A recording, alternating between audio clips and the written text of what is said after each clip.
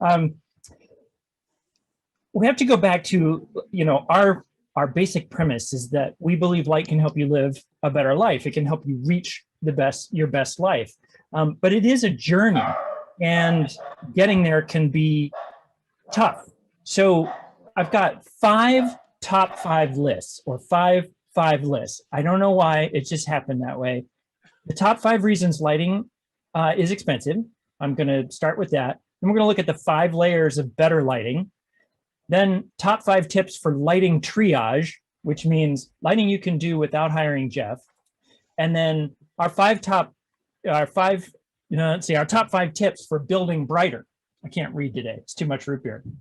So that's when you do hire Jeff and you're actually in the construction phase, or you're doing a remodeling, right? So we're going to look at some practical solutions you can implement today, and some that you would need to be involved in the construction of the project. First, the top 5 reasons lighting is expensive. Okay, number 5 is, well, actually I only came up with 4. I can't count to 5, so forget that.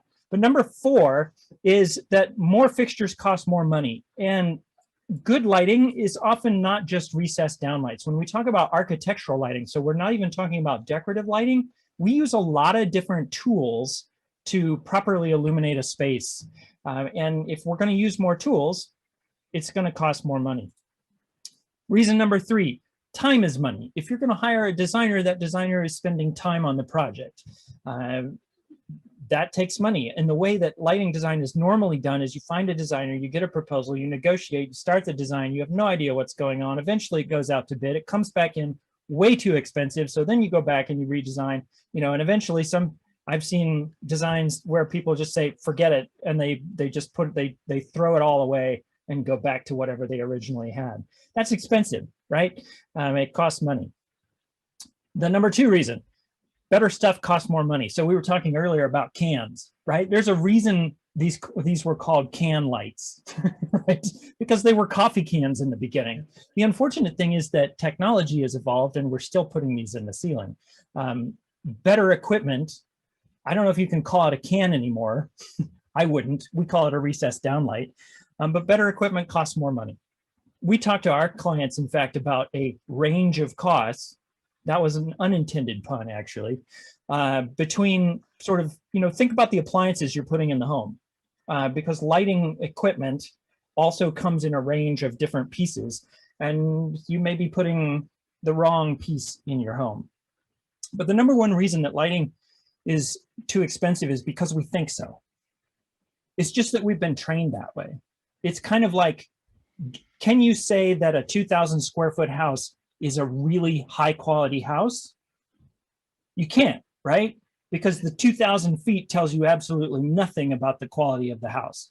The same is true for a 1,000 lumen high CRI LED. It tells you absolutely nothing about the quality of the light in the space.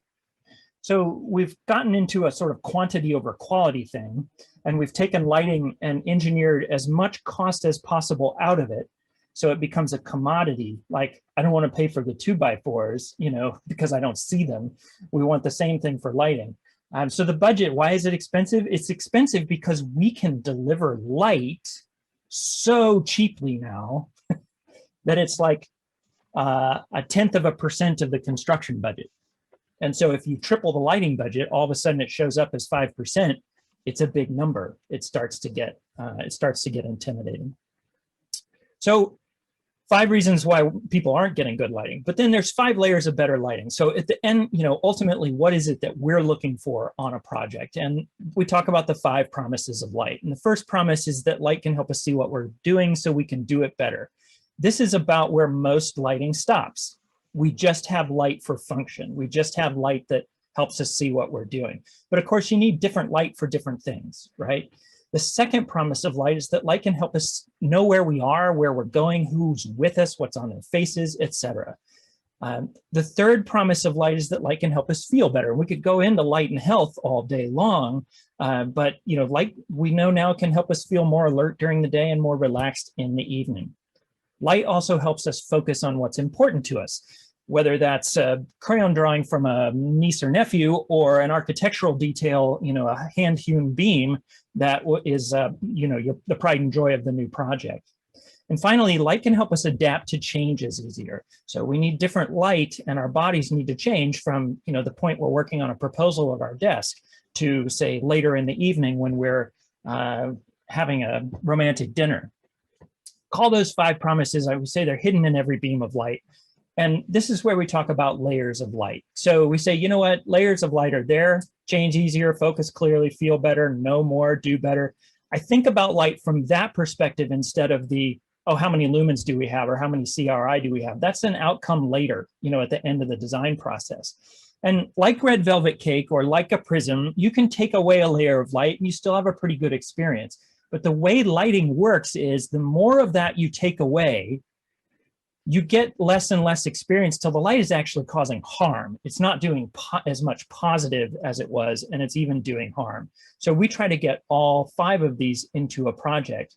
And if you think about how they stack up, they go in different places of the home. So you can't do it all with one light fixture. That light that helps you see what you're doing has to go where your hands reach. That's our countertops, that's our table, that's where we're knitting, that's where we're reading, etc. That's all about the geometry of the hands. And that's really where the light needs to be the brightest, is in that do area. Knowing where we're going and where we are, that's light up above and light below, it should be dimmer than that area where we're doing light.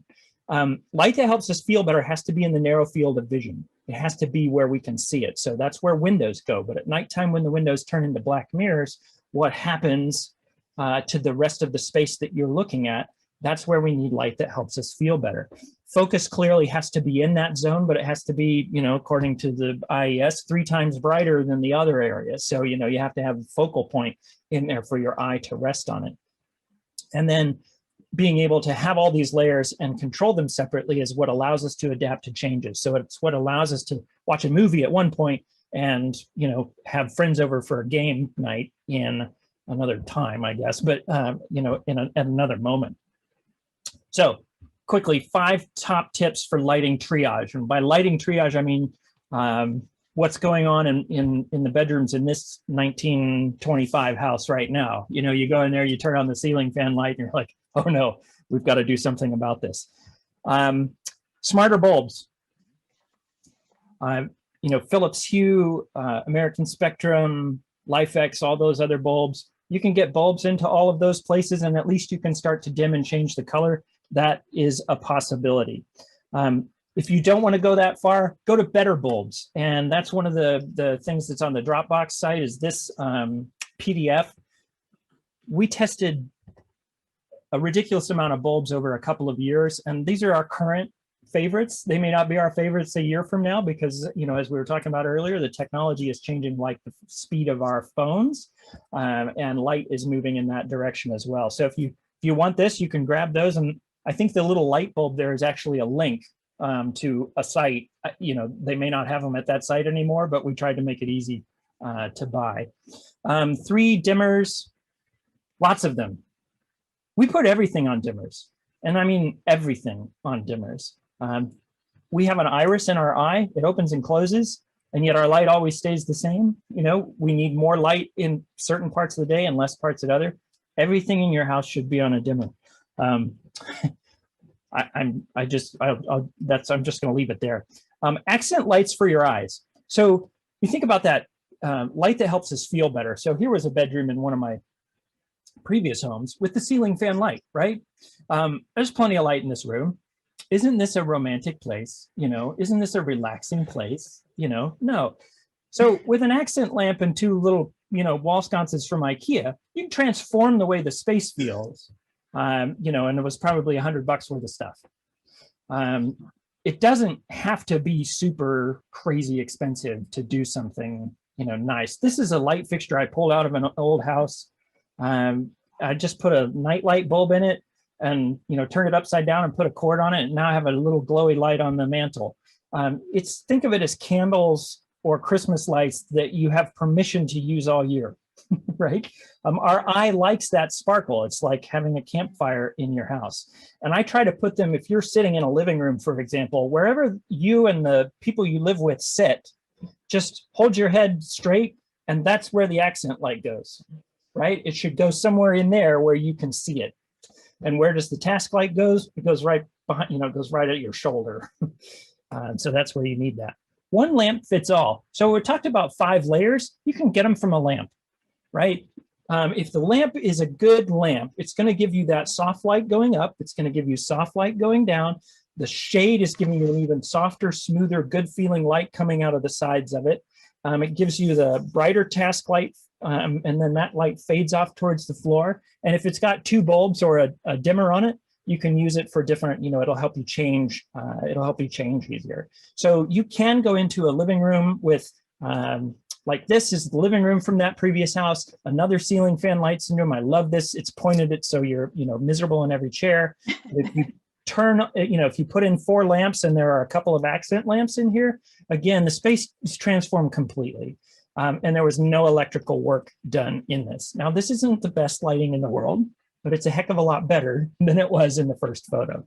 So if you are in the building trade, right, and you have some control over what goes in, then here's my top 5 tips for building brighter. First of all, store the disc lights in the closet. Keep them in the closet. So the disc lights, are those thin ones. We talked about them a little bit last time. They're not recessed. They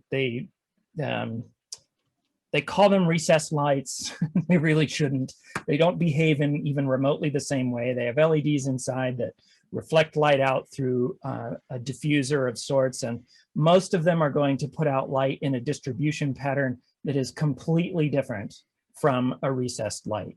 But they are great for closets with an 8-foot ceiling. So we do use these disc lights in closets all the time. And that's the right place for them. And garages is the right place for them. Number 4, take your first step light. Don't be afraid to put in a few step lights on stairs, at the end of hallways, in the water closet where the toilet is. Make sure you point it away from the bedroom. But this is just a simple 2x4, whatever the standard receptacle box is. I would prefer, as not in this photo, to actually mount them at the same height as the receptacle if it's up high enough. But you can. This is a home theater that you're looking at now. So there's a couple in there. They can turn off all the lights, and people can still move around comfortably while they're watching a movie. Put them up and down stairs. We use a ridiculous amount of step lights, and we have client after client say, those are my favorite lights in the house now because I don't actually have to turn the light on to walk down the hall and get glare in my face. I can see where I'm going. So don't overlook step lights. Use downlights that flex. So don't actually use downlights. Use adjustable recessed downlights so that you can move them, so they can hit the wall. You can aim them at tables. You can, et cetera, et cetera. People say, "What's your favorite recessed downlight?" And we actually use. I was talking to a manufacturer earlier this week and said, "Well, what do you want?" And I said, "I'm only going to use that in the shower. That's the only place I know with 100% certainty that thing is going to be there the whole time they own the house. Everywhere else, I'm going to use something that's adjustable." Be first in line. Don't overlook linear lighting, but don't overthink linear lighting. So again, if we're looking at affordable strategies here, a builder taught me about backband. And I was like, what's backband? Because I had drawn up a little profile of what I wanted to do, what we call quick cove. And it was basically a backband with this little edge flattened. If you turn this 90 degrees, it becomes a tiny little cove. It becomes a tiny little shelf. And because lighting is so small, you can actually put that backband, that's what this is, backband around the room, put the tape light in it, and voila, you have framed in a cove that normally would only be, in the really nice house and the really expensive house. And this is literally 3 pieces of trim and some tape light. It can transform the place. Think beyond that. Linear lighting, there's so many creative ways that we can use it. There's so many phenomenal ways. This was in one of the Fine Home Building articles where, for my mom's kitchen, where we got rid of recessed downlights completely and went with linear. You can transform a space by using linear. So think about it not just as an under cabinet tool, but as a performance lighting product that can be used in all kinds of surprising ways. And finally, just think in 3D. You know, we go on about 4 cans in a fan. There are 8 other deadly sins that I talk about. You know, it's like, wow, let's make sure the carpet's well lit, but let's leave everything else in the dark. You know, oh, I'll go over and look at my dresser drawer, but the light's in the wrong place. So that's going to create shadows. That light's going to create glare. The art's in the dark. Our narrow field of vision means it feels dark. Our far field of vision is the most sensitive to light. So guess what? We just put the recessed downlight there where it's going to cause the most distraction and most glare in our face. So, you know, we think about doing it right. Just think about, forget about the plan, the RCP, where the circles are on the plan, and think about being in there and where do you want that light to hit. And then that will tell you where the circles on the plan need to go. And so a layered approach is going to be very, very different. The plan is going to look very different. It's not going to look like this. It's going to, you know, we're going to be centering things on walls so that when you tilt it at the wall, the art is lit. You know, that's what I'm looking for, center lines of walls, not center lines of ceilings. And so you can see this plan is totally different than the previous plan. And that's what allows us to get these layers of light, these 5 promises of light that I talk about, into the right spot. And you can start to see now, okay, well, step lights are going to take care of that floor light. That backband cove is going to take care of up above. That feel better is going to be wall sconces and a good lamp. Do better might be the recessed downlights hitting the table, or it might be the lamp over your shoulder hitting your book. You know, focused light can only come from an adjustable or you know, a picture light or something like that. And you've got to get all of those layers in there to do it right. One of the other things that's in that Dropbox are some simple do's and don'ts for a couple of different rooms that just kind of build on that. And that's it. There you go.